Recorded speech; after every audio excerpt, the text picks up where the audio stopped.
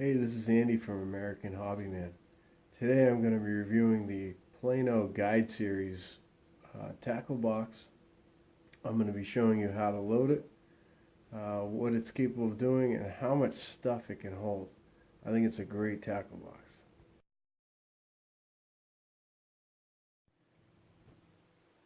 So in the 3600 Plano Guide Series, I've managed to cram all of this into my box. It easily fits around my shoulder. I'm able to take it anywhere. It fits in my truck well.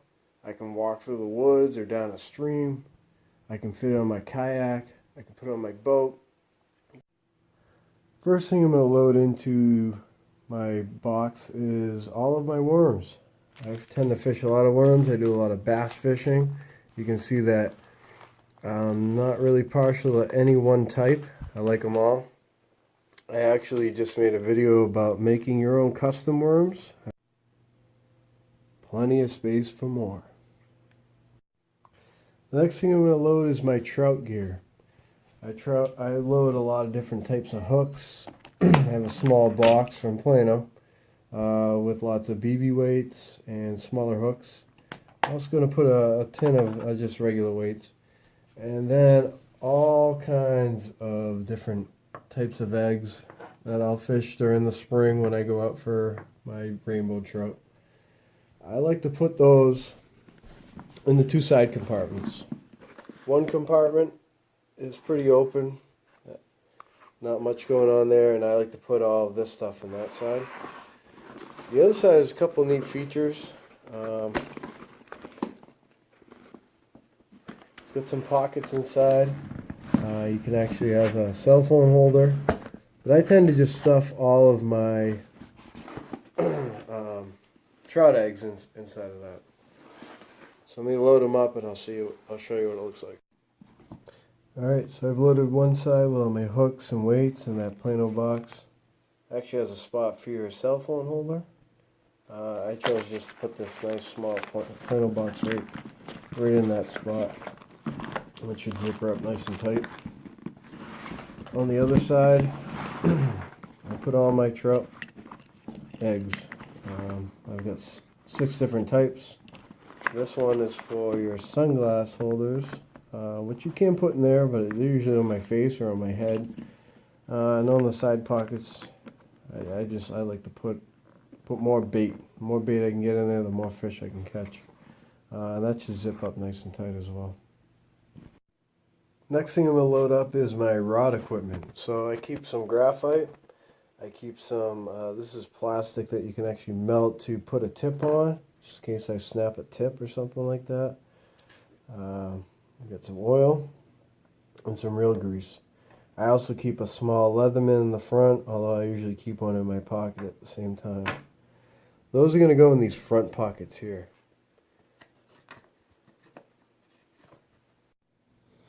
Next up, I always keep some line with me. We got 6-pound tests. Sometimes I'll end up going with a bass pole, and I'll see a stream I want to hit, and I could tie on some 6-pound tests that might fade into the water a little bit quicker. I can always tie that on. I like to keep it with me. Here's my spooler. I don't know I have to bring this with me everywhere, but I do. I bring it everywhere because this bag can fit it. When I do bring home some trout, I usually throw them right in a bucket, but I do have a line here for them. Then I also have a scale. And then all this stuff should fit down nice and tight. This does have some nice pockets for you. And it also has a little clip that you could put your keys on if you don't want to lose them or something in that matter. Next up, I'm going to load my pliers, my braid cutters, and I found a pair of surgical pliers that help me get those deep down hooks in the catfish mouth or something like that. With the pliers, they have a nice pouch on the side. Set it right in there. With the braid cutters, put those right next to it. And I'm just going to tie those off to one of the one of the side units there. And then with these, I don't use these too often, but when I do go catfish hunting, I usually drop these down to the bottom of the bag behind my worms.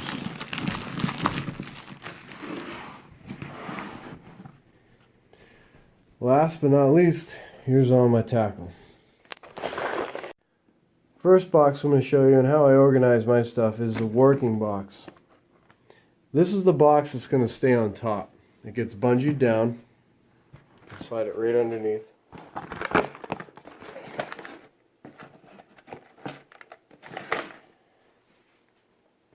And especially like when you're in a kayak or something like that, that's mainly what you're working out of. You really don't want to be opening and closing that, looking for other things. So I usually pull out what's working or what I'm going to use that day. You know, lately, a lot of worms, as you can see. I got some hooks in there. I got a spin bait.